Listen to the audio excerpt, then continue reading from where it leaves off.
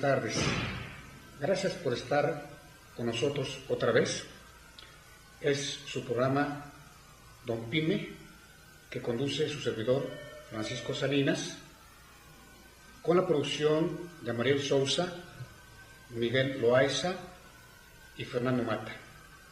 Hoy es un día muy especial porque tenemos a un invitado especial. Él es el maestro don Luis Pasos. Hace un momento, fuera de cámara, estábamos comentando de que don Luis no necesita ser reconocido. Gracias, maestro, por estar con nosotros. Muy buenas tardes. Al contrario, Francisco, muchas gracias por darme la oportunidad de platicar con tu teleauditorio vía internet. Estamos con internet arrancando, como le decía hace un rato. Tenemos ya televidentes y estamos con un proyecto que nos impulsa a tener 1 millón de televidentes en un año. Así que es un proyecto bastante ambicioso. Claro, y es el futuro, y ya son más medios que podemos comunicarnos con la gente, y el internet es quizá uno de los nuevos medios principales, que crea una competencia infinita, como muchos quisiéramos que fueran en todos los sectores. Así es, maestro, pues yo quisiera presentarlo. Maestro Luis Pasos es abogado de la Escuela Libre de Derecho, realizó estudios de Administración Pública en la Universidad de Nueva York. Además, cursó la especialidad en Finanzas Públicas, maestría y doctorado en la División de Estudios Superiores de la Facultad de Derecho de la UNAM, mi alma mater. Recibió el doctorado honoris causa en Ciencias Sociales de la Universidad Francisco Marroquín de Guatemala. Es actualmente director del Instituto de la Integración Iberoamericana y del Centro de Investigaciones sobre la Libre Empresa, que es donde nos acoge hoy. El maestro Pasos fue candidato del PAN al gobierno de Veracruz en 1998.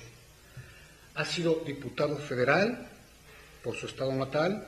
¿Qué legislatura, maestro? En la 58. 58. Fue director general de Banobras y también fue presidente de la Conducef. Don Luis Pasos es editorialista de varios periódicos de México, Centro, Sudamérica y comentarista de radio y televisión. Es autor de temas económicos más leídos de América Latina. Más de 1.300.000 libros vendidos. Sus libros más recientes son Globalización, Lógica Económica, Reforma Hacendaria, Los Vividores del Estado y la última es Reformas Estructurales. Hoy pues, vamos a hablar de las MIPYMES. Nosotros sabemos que hay 5.144.056 empresas en México. De este universo, que emplea a 27.727.000 mexicanos, 95.2%, o sea, 4.8 millones, corresponden a empleos de las compañías que son microempresas. El 4.3%, o sea, 221.194 son pequeñas empresas, y el 0.3% corresponde a las medianas, que son 15.432. Solamente el 0.2%, o sea, de este universo de empleo, corresponde a las grandes firmas, que son aproximadamente 10.288 grandes firmas. Maestro, ¿cuál es la visión del CISLE sobre la libre empresa, particularmente las micropymes? Bueno, Francisco, usted ha dicho algo muy importante, ¿no? Lo que significan las pymes en el empresariado mexicano. Y podríamos resumirlo con que el 99% de las empresas son micro, pequeñas o medianas y generan más del 70% de los empleos.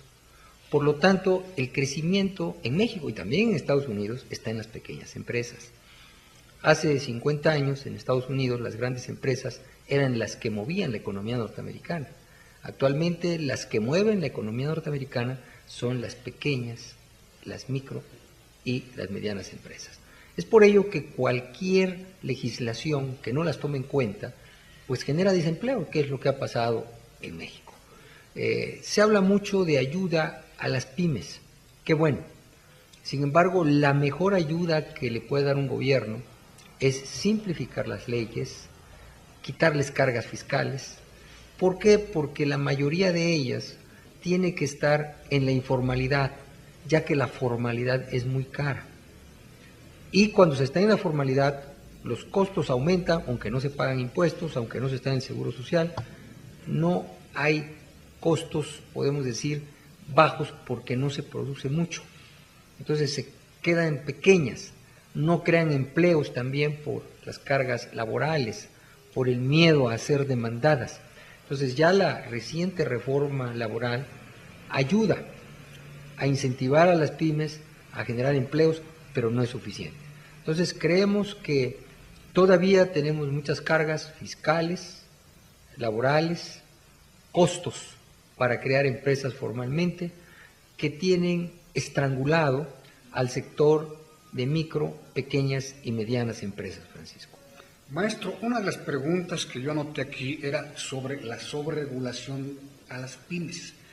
¿Usted podría decirnos algún aspecto en donde el gobierno, y particularmente los gobiernos municipales, que es donde tienen problemas graves, afrontan las pymes o las MIPYMES? Bueno, podemos decir que todas las empresas, micro, pequeñas, medianas y grandes, tienen problemas de sobreregulación.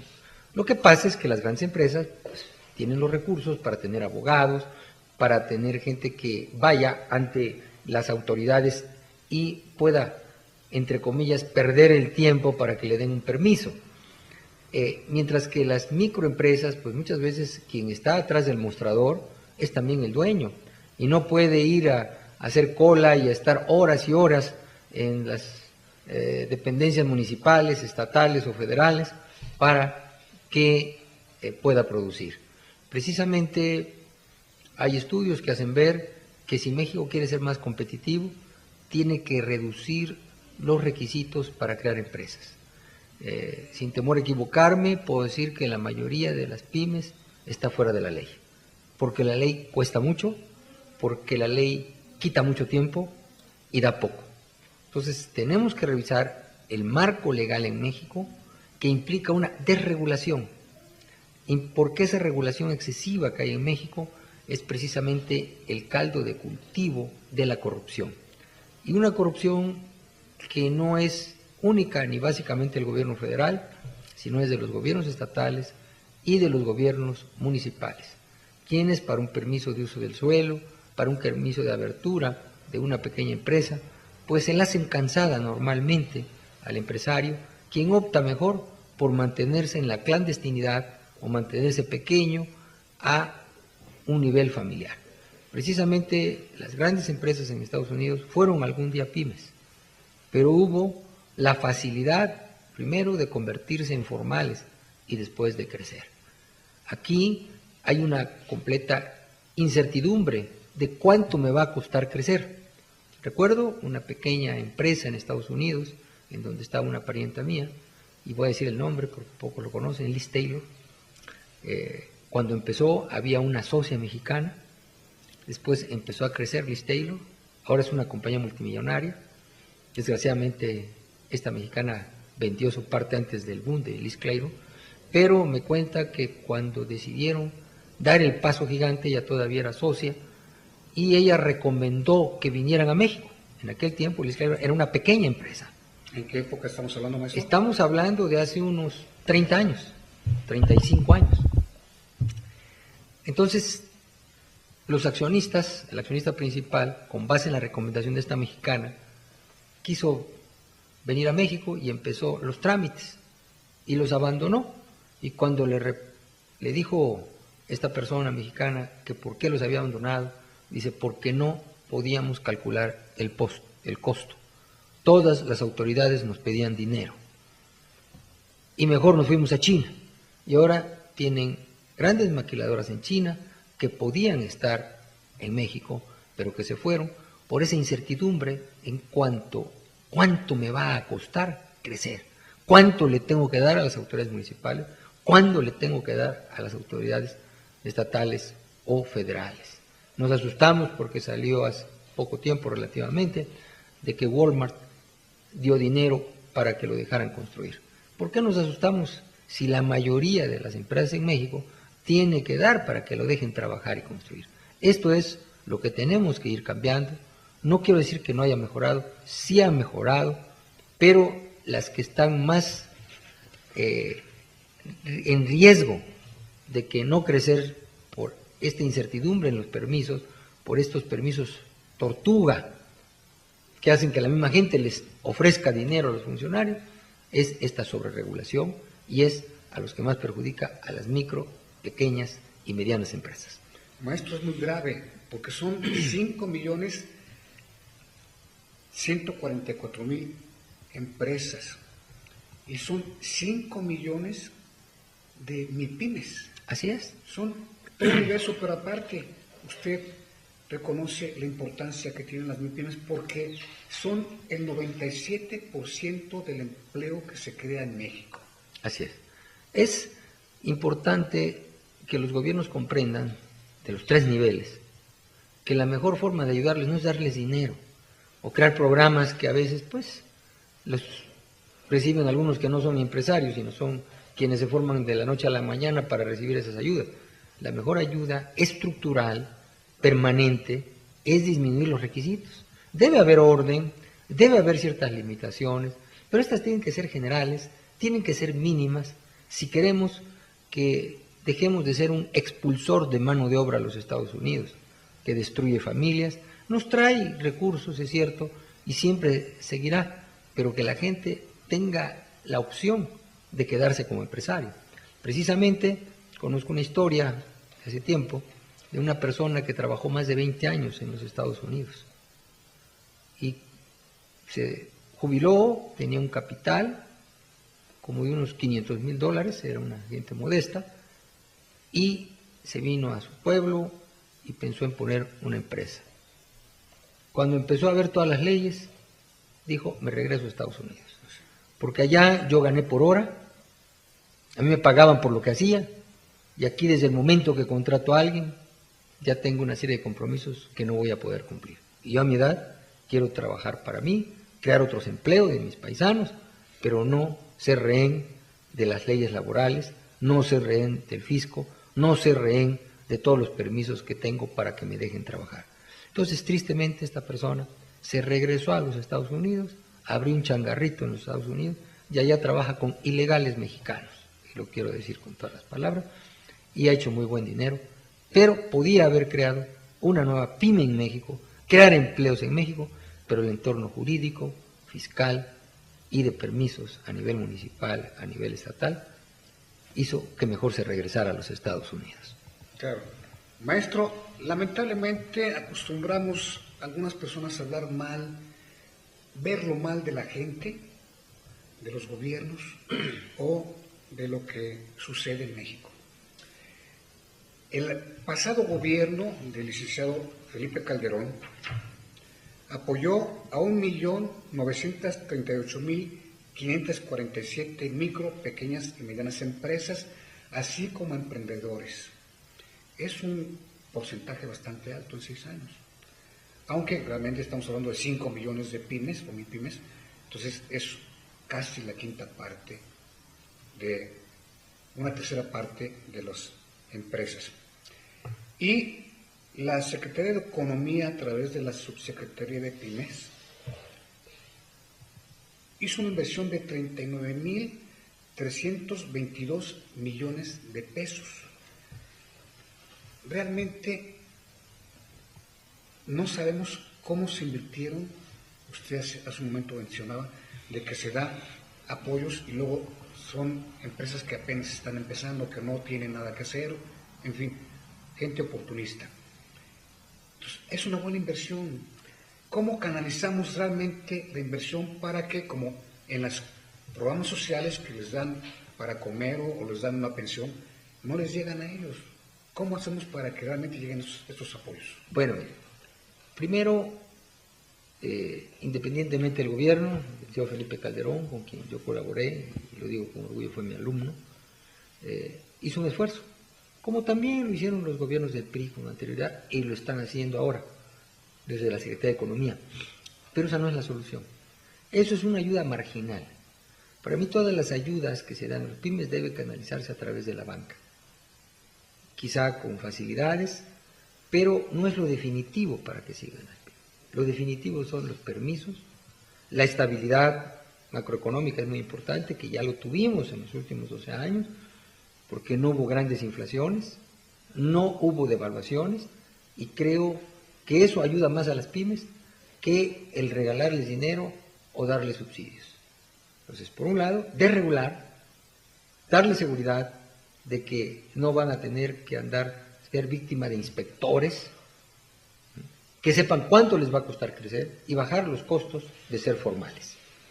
Gracias, maestro. Vamos a hacer un pequeño corte y regresamos un momento para continuar con el maestro Luis Pasos. Gracias.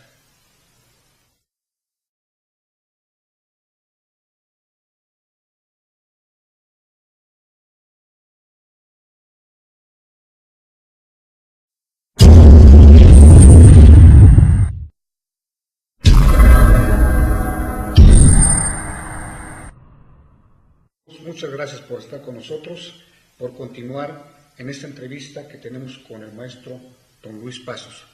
Maestro, habla usted de la desregulación, de la seguridad que deben tener no solamente las micro, pequeñas y medianas empresas, sino todas las empresas de cualquier tamaño. Ahora, con un nuevo gobierno que es del PRI, se ha hecho un cambio de la Subsecretaría de PYME a el Instituto Nacional del Emprendedor. Dice usted que no necesitan apoyo, sino desregulación y seguridad. ¿Cómo ve usted este cambio de la PYME al Instituto Nacional del Emprendedor? Bueno, por un lado, denota una preocupación por el gobierno por ayudar a las pymes. Por otro lado, yo considero que pues es a veces cosmético. Y implica o puede implicar la creación de más burocracia y puede salir el tiro por la culata. Yo considero que la Secretaría de Economía con una subsecretaría tiene suficiente, es cuestión semántica. Sin embargo, ahora está de moda eso de organismos autónomos, institutos autónomos, que le dan más juego al Poder Legislativo y se convierten en muchas ocasiones, como puede pasar ahorita en el sector telecomunicaciones también, creación de un instituto, de comisiones, pues en reparto de prebendas o de posiciones por parte del Congreso, de que si yo pongo al director del instituto y ahora el presidente tiene que presentar a veces una terna o el secretario, y porque hay gente en el Congreso del mismo PRI que quiere tener más control que el presidente. Yo creo que el Poder Ejecutivo está cayendo en un juego de crear más instituciones que ya la tuvimos en el pasado. Lo importante es cómo le hagamos, no el nombre de quien lo haga. Entonces, para mí es irrelevante la creación de este instituto. Lo más importante es que, ya sea de la subsecretaría o de este instituto, luchen por facilitarle la vida a las pymes. No solamente por darles dinero, inversión y dar cifras de que invertimos tanto y eso, por mucho que se haga, le llega a una minoría. Probablemente, si nosotros vemos las cifras que se dieron bajo el gobierno del PAN, pues no son ni el 5% de las pymes, de los millones de pymes las que resultaron beneficiadas. Entonces tenemos que buscar cambios legales que beneficien a todas, no a las que están cerca, no a las que se inscriben en estos programas, no a las que resultan beneficiadas, sino a todos. Y la única forma de beneficiar a todas es mediante leyes que le faciliten la existencia. Y dejemos que sean los bancos, a través a lo mejor de un fideicomiso, de un fondo, las que distribuyan este dinero bajo ciertas reglas. La experiencia nos dice que el crear institutos, instituciones en el sector público, pues simplemente crea cotos de poder y difícilmente se cumplen las funciones reales para las que fueron creadas, pero sí se crea una estructura burocrática que aumenta el gasto público y a veces más que ser un acelerador de la creación de estas micro y pequeñas empresas, que son la mayoría, es simplemente una institución que pone nuevas reglas que se suman a las ya existentes. Maestro, hemos hablado de la sobreregulación, pero también habló usted o mencionó la carga fiscal a las pymes. Las empresas se rigen por 3 regímenes fiscales: régimen general de ley, régimen de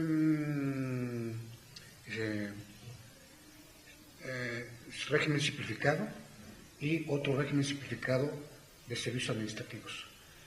¿Qué régimen fiscal deben tener? Pues obviamente las MIPYMES, pero también, como decíamos en un momento, todas las empresas. Mire, todas las empresas deben tener un régimen muy simple, que no sea necesario tener un bufete de contadores para que pueda uno dar su declaración, lo cual aumenta los costos. Ahora, ¿cómo se puede lograr esto? Pues es fácil y difícil, con impuestos generales, sin excepciones. En el momento que entra una excepción, complica la situación. En el momento que hay impuestos progresivos también, hay lo que se llama un flat tax, cada quien paga el 15% de impuesto sobre la renta con pocas deducciones, y el que gana mucho, pues pagará mucho. Si gana 10 millones de pesos, pagará el 15% sobre 100 millones. El que ingresa 10,000, pues sobre 10,000. Ahí está la proporcionalidad. Entonces son impuestos proporcionales generales. El IVA debe ser general, sin excepciones. Se han creado mitos en México por cuestiones políticas de que se IVA en medicinas, todo. En China todo tiene impuesto. En Chile, que es el país que ha reducido más la pobreza en América Latina, todo tiene impuesto. ¿Qué es lo importante? Que todos lo paguen y que si se aumenta el IVA, se reduzca el impuesto sobre la renta. En el caso de México, yo propongo que se empiece a reducir el IVA del 16 al 15 el primer año, pero que sea a todos. Y el impuesto sobre la renta que se reduzca al 15 o 20%, sin excepciones también, con pocas, podemos decir, cuestiones para que sean deducibles, que sean claras y que sean para todos. Cuando empezamos a tener una ley fiscal para cada sector, se vuelve un margallate. Y cuando hay excepciones de que estos pagan, estos no, también se complica la situación. Entonces, la única forma de simplificar verdaderamente el régimen fiscal es a través de impuestos generales. Las excepciones, la experiencia nos dice, a los que benefician son a las grandes empresas, a los grupos organizados, y a veces los mismos gobiernos, como salió en los periódicos en Coahuila, pues tenían ahí unas empresas fantasmas aliadas con el gobierno estatal que recibían devoluciones fiscales. Para eso ha servido muchas de estas regímenes especiales, terminar con los regímenes especiales, y ahí se simplificaría, y pensar siempre en las pequeñas empresas, porque a veces nuestros legisladores, yo fui legislador, piensan en las grandes empresas que son la minoría y generan leyes que únicamente pueden cumplir esas grandes empresas, no las medianas, ni las pequeñas y menos las micro. Así es, maestro. Uno de los problemas que tienen las pequeñas, las medianas y las microempresas es que no tienen facilidades para tener transferencia y adquisición de tecnología. Usted hablaba hace un momento de la Internet como una tecnología del futuro, pero como decíamos un momento, apenas si tienen para pagar un contador para hacer su declaración, no tienen para crecer adquiriendo tecnología y pues ser más eficientes. ¿Qué podemos hacer? Bueno, precisamente muchas empresas, yo he conocido casos de pequeñas empresas, que o pagan el impuesto o compran una computadora. Esa es la disyuntiva económica. O compro el producto A o B. Y en el caso de las microempresas, pues muchas de ellas viven en gran parte para pagar impuestos. O tienen que recurrir a la evasión. No facturar parte de lo que les ingresa para que sea rentable la empresa. Entonces, ¿qué es lo mejor? Pues bajarles impuestos, simplificarles. En Estados Unidos usted además con su chequera es el único documento fiscal, muchas veces lo que usted hace el cheque es lo que usted recibe y ya. Pero vuelvo a repetir, cuando se hacen muchas diferencias, cuando hay beneficios para los grupos organizados, ya sean de minipymes, porque también, ¿qué ha pasado, por ejemplo, en el campo? En el campo ha sido el sector que ha recibido en las últimas décadas el mayor número de subsidios. Y sigue habiendo mucho pobre. ¿Por qué? Porque en realidad los subsidios, las exenciones de pago de impuestos en el campo, no va para el pobre campesino desorganizado, va para los grupos organizados, los grupos que están en centrales campesinas, los grupos que tienen poder, los grupos que aportan votos. Entonces ahí es donde van los privilegios, los que es lo que nos proponemos, simplificar para todos. Eso es lo que es una verdadera democracia, no para grupos organizados. Simplificar y beneficiar a grupos organizados se llama fascismo, porque es cuando se gobierna para los grupos a cambio de que estos grupos le apoyen políticamente. Maestro, otro problema que se ve y muchos analistas contemplan es que realmente vivimos en una economía globalizada y en la globalización generalmente los actores son las grandes empresas, pero las pequeñas, las micro y las medianas empresas están en desventaja. ¿Qué pueden hacer las micro, pequeñas y medianas empresas ante un esquema de globalización económica que en muchos casos los arrasa? Bueno, ahí, Francisco, difiero con su percepción, porque la globalización no empezó a beneficiar a las grandes empresas. Las grandes empresas, habiendo obstáculos aduanales y todo, importaban y exportaban. Se me viene a la mente Kodak, que andaba mal, quebró yo, pero durante mucho tiempo pues entraban los productos de Kodak. Las grandes empresas automotrices también entraban. ¿Quiénes no entraban? Los pequeños y medianos, porque no resistían tanta burocracia en las aduanas. La globalización quiere decir que se han disminuido burocracias en las aduanas. Y esto ha permitido, si nosotros vemos las cifras, que una mayor proporción de pequeñas y medianas empresas están exportando. Cuando usted puede mandar por Estados Unidos y ya no necesita serie de problemas, no para importar, sino para exportar, como era antes, ya se han reducido. Todavía hay. Entonces, si nosotros queremos que la globalización beneficie a las micro y pequeñas, que quitemos todas las restricciones. Realmente, por ejemplo, en Europa, la abolición de aduanas no benefició a las grandes empresas, que ya pasaban sus productos con todo y aduanas. ¿Qué hizo? Que muchas pequeñas y medianas empresas en Europa se globalizaran a nivel europeo. Entonces, no pensemos que la globalización ha sido beneficio para las grandes empresas, que ya eran grandes empresas antes de la globalización, sino ha sido para las pequeñas, medianas empresas y lo más importante, para los consumidores. Porque pueden consumir en todas partes lo mejor. Claro. Antes, con la excusa de que era nacional, de que era mexicano, pues consumíamos porquerías muy caras y hacíamos ricos al empresario que las vendía. Entonces, ¿qué es la globalización? Es la economía del consumidor, la economía que ha permitido que muchas empresas que antes no eran globales, ahora sean globales, aunque sean pequeñas. O sea, la globalización quiere decir empresas pequeñas pueden ser globales. Antes eran globales. Ford era global, Kodak era global, y muchas otras empresas que conocemos desde hace muchos años eran globales antes de la globalización. Pero ahora hay muchísimas empresas, algunas de ellas chinas o la mayoría chinas, que son globales. Y no son grandes empresas las chinas. La mayoría de las empresas chinas también son medianas y pequeñas, o nacieron como medianas y pequeñas, y la demanda que han tenido, porque tienen un régimen fiscal muy flexible, un régimen laboral muy flexible, por eso han sido las que han triunfado. Maestro, también dentro de este esquema están las empresas integradoras. Las empresas integradoras, usted sabe, son empresas que se unen, se integran para en un mismo ramo poder ser competitivas, producir a bajo costo y competir. ¿Qué me dice usted también de las integradoras? Bueno, yo creo que es una opción muy viable. Yo recuerdo en una ocasión que visité Taiwán hace muchos años, me di cuenta que se integran muchas empresas para exportar. La integración no tiene que ser total, pero en Taiwán, me acuerdo, empresas micro, pues tenían una empresa integradora entre todos, que les permitía exportar a todo el mundo. Entonces son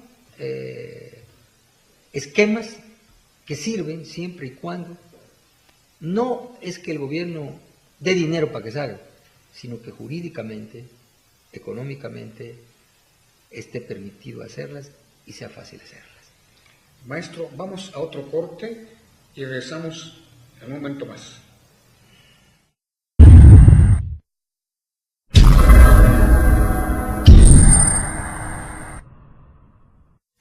Gracias amigos por continuar acompañándonos con el maestro Luis Pasos. Seguimos con el tema que habíamos dejado un poco antes del corte, que son las empresas integradoras. Maestro, se habla de MIPYMES, pero no, yo en lo personal no he escuchado que la Subsecretaría de PYME y ahora el Instituto Nacional del Emprendedor vaya a hacer algo por las empresas integradoras, que realmente es la fortaleza ante la globalización. Y aprovecharla, como usted dice. ¿Qué hacemos? Bueno, primero hay que explicar qué son las empresas integradoras, ¿no?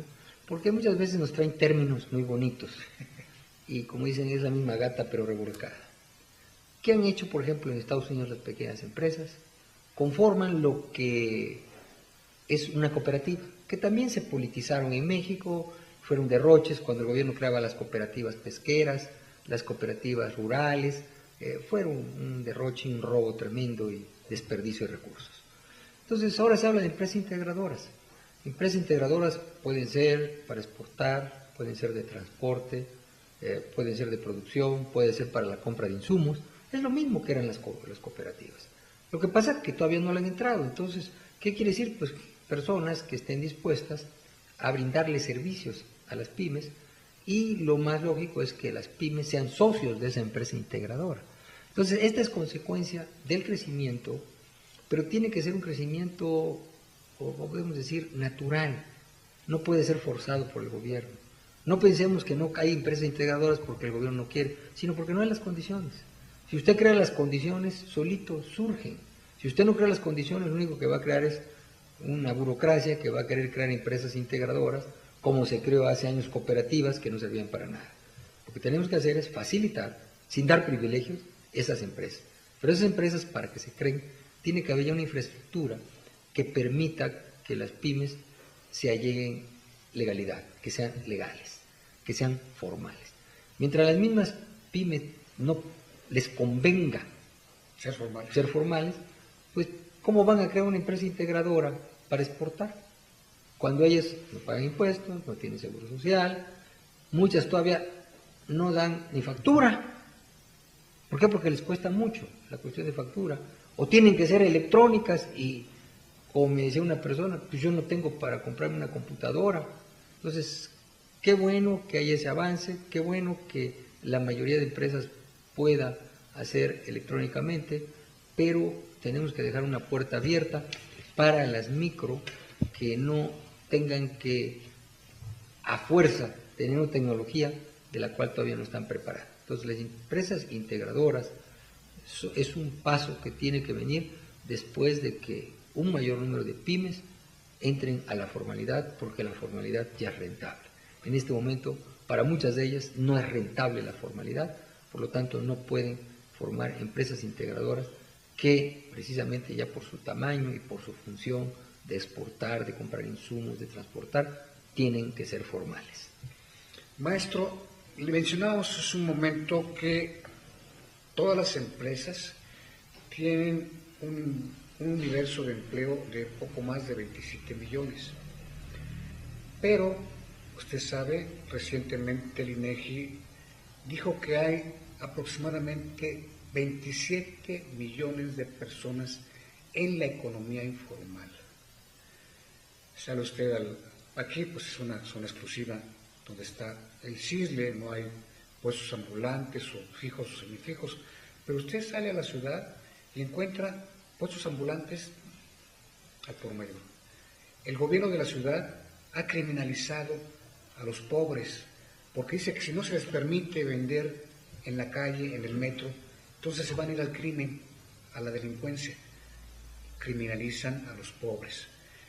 Pero además permiten que se vendan fayuca, contrabando y artículos robados. y aparte, pues la economía informal es una gran competencia desleal para la economía formal como son las micropymes. ¿Qué hacemos?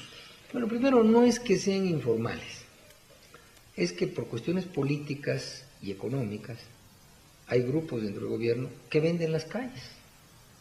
En una ocasión, hace tiempo, en el centro de la Ciudad de México, precisamente un pequeño empresario que tiene su local en el centro, hablábamos de esto, salió a la banqueta y me dijo, ve usted, todos esos que están aquí, cada de esos paga, y paga por metro, y le paga a unos señores que están de acuerdo con funcionarios del Departamento del Distrito Federal, estoy hablando hace 15 o 20 años.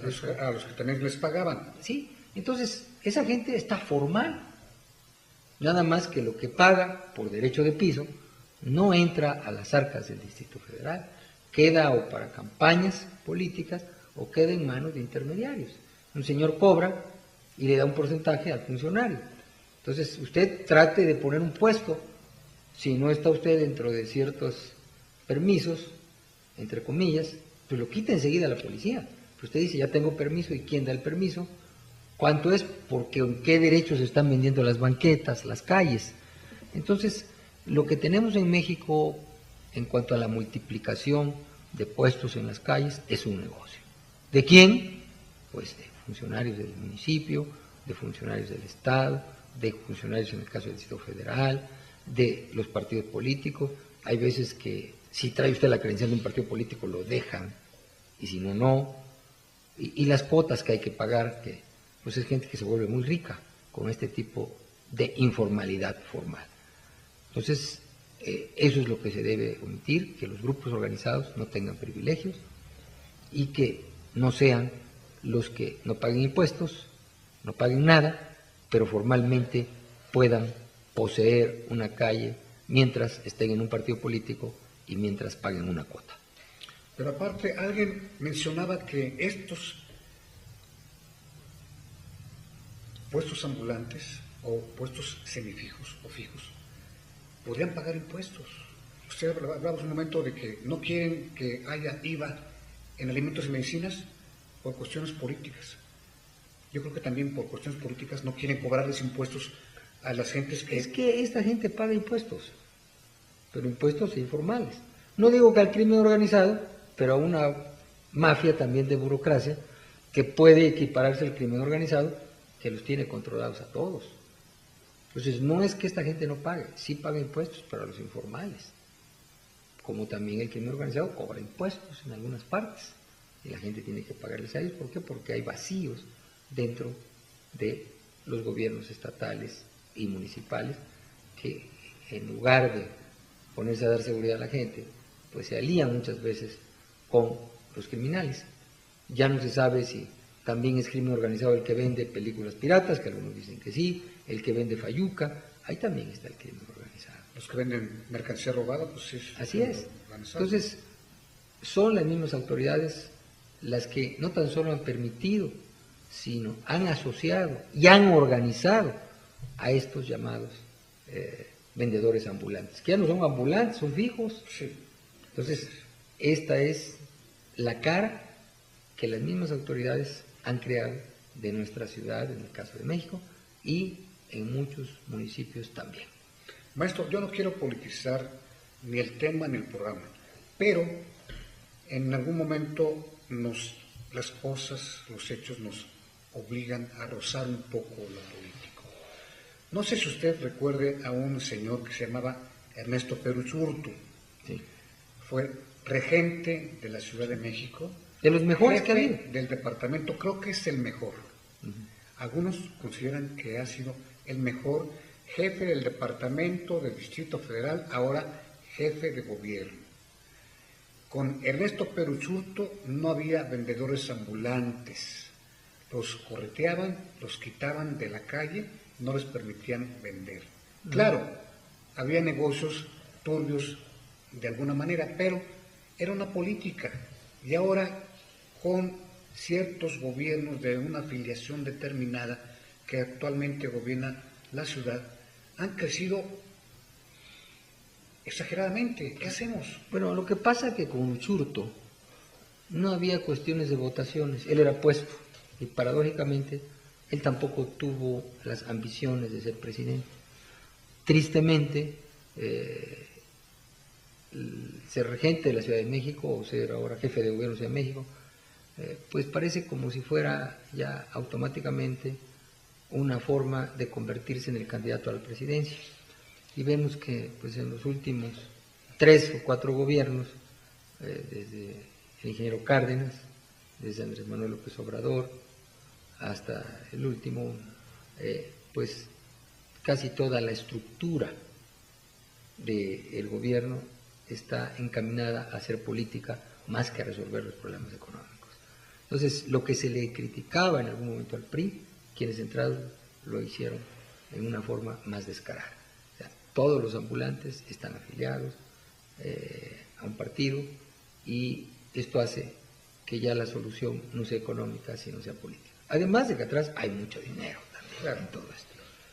Entonces, sí creo que el error está también en la creación de tantos órganos, de tantos legisladores.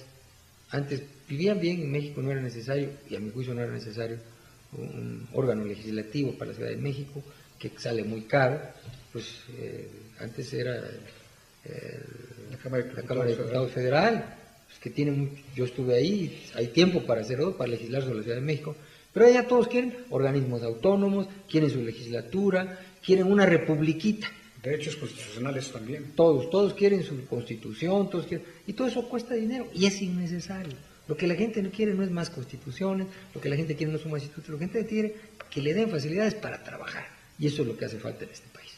Maestro, no quisiera terminar el programa de MIPYMES, pero sí abordar un tema en el que usted es experto. Escribió un libro sobre eso, que son las reformas estructurales. Sí. Estamos ya con reformas estructurales consumadas, como es la laboral, va a ser la de telecomunicaciones, pero faltan otras. ¿De qué manera las MIPYMES se pueden beneficiar con estas reformas estructurales y particularmente las que faltan, la fiscal y la energética? Correcto. Bien, precisamente aquí está este libro, se llama Reformas Estructurales, que habla de 3 reformas principales: la fiscal, la energética y la laboral. La laboral se avanzó mucho, fue positiva, y un ejemplo de que se pusieron de acuerdo un gobierno saliente al mando del presidente Calderón en aquel tiempo y un gobierno entrante al mando del presidente Peña Nieto, uno del PAN y otro del PRI, y se pusieron de acuerdo para hacer lo que antes no querían hacer, se peleaban, el PRI no quiso hacerlo, pero hay que reconocer que bajo Peña Nieto se hizo gran parte de una reforma laboral necesaria. Precisamente a quien más va a beneficiar es a las MIPYMES, porque reduce los pasivos laborales, limita un poco a las demandas laborales también. No es suficiente, aquí en el libro hago ver lo que falta, porque se ha creado una industria del chantaje laboral que a las que quiebra son a las MIPYMES. Hay muchas empresas MIPYMES que han quebrado por las demandas laborales injustas, basadas en una legislación laboral obsoleta y que no puede ser compatible con la modernidad ni con la globalización. Esto lo analizo en este libro, analizo la reforma fiscal, ahí hablo de la necesidad de bajar tasas de impuestos y generalizar los impuestos, hago ver en qué países estos cambios han dado resultados, igual la reforma energética, que no se trata de vender Pemex, pero de abrirla. ¿Para qué? Para reducir la opacidad en el sector energético, para reducir la corrupción y la ineficiencia. Entonces, no se trata de derecho de izquierda, se trata de salidas que ya han puesto en práctica, aquí las analizo: Brasil en el aspecto energético, Chile en el aspecto fiscal, Alemania en el aspecto laboral. Entonces, no se trata de inventar el vino negro. Si no se hacen estas reformas, no habrá un mayor crecimiento ni mayor creación de empleos, y principalmente por las pymes. Estas reformas a las que más van a beneficiar, si se hacen bien e integralmente, son a las micro, pequeñas y medianas empresas. Perfecto, maestro. Estoy pensando en una pregunta que se me está yendo, que es acerca de la competitividad y la libre competencia. ¿Cómo se puede lograr una libre competencia de las MIPYMES con otras empresas que tienen, como usted decía, una gran capacidad? Bueno, primero, todas las empresas fueron pequeñas en principio, casi todas. No tengamos miedos a las grandes. Hay mercados para las grandes, mercados para las pequeñas, y en el país donde ha habido relativamente más competencia, que son los Estados Unidos, proporcionalmente ha ido aumentando la importancia de las micro y pequeñas empresas en relación a las grandes. Las grandes son más vulnerables muchas veces a los cambios internacionales que las pequeñas, se adaptan más. Y muchas de estas pequeñas en Estados Unidos pasan a ser ¿qué? Medianas y grandes. Entonces, lo que es importante es que nosotros no creamos que el ser pequeño es una desventaja, siempre y cuando existan leyes congruentes y simples para estas empresas. Lo ideal, vuelvo a repetir, y esa es la tesis de este libro de reformas estructurales, es que éstas se vean con base en las micro y pequeñas empresas. Hasta ahora las legislaciones fiscal, laboral, han sido pensadas para las grandes empresas. Y creer que dándole limosnas a las pequeñas y medianas van a salir adelante. Ya no debemos pensar que las limosnas estatales van a ayudar a las micro y pequeñas.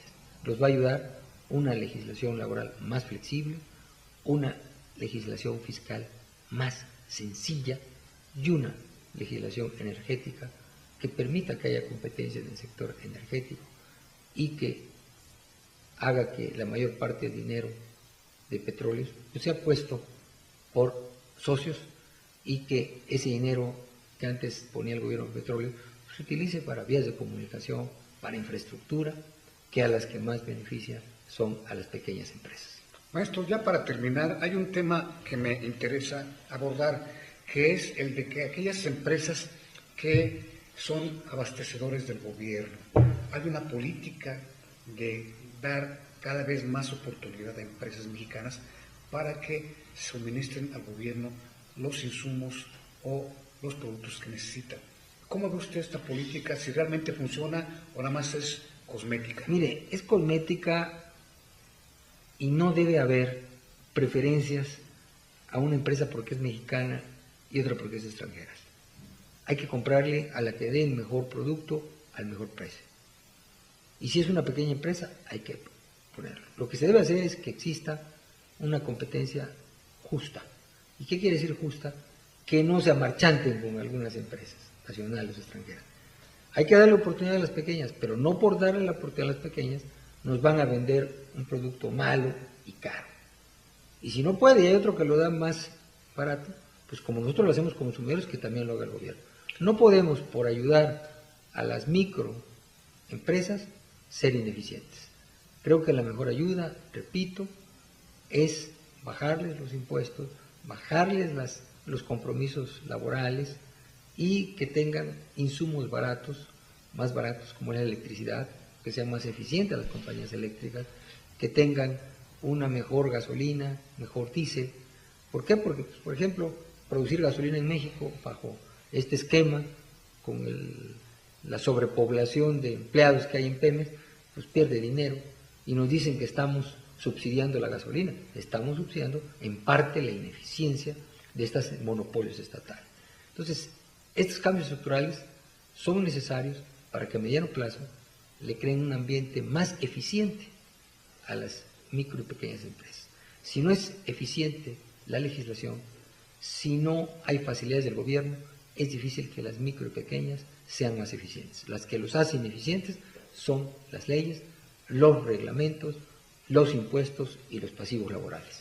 Maestro, pues le agradezco mucho su, Al contrario, su gracias a ustedes, este programa Francisco. y pues estamos esperando que para la próxima nos vaya mejor. Cómo no, muchas gracias por invitarme. Gracias a ustedes, nos vemos en el próximo programa, los espero aquí en Aztele TV, www.azteletv. Gracias.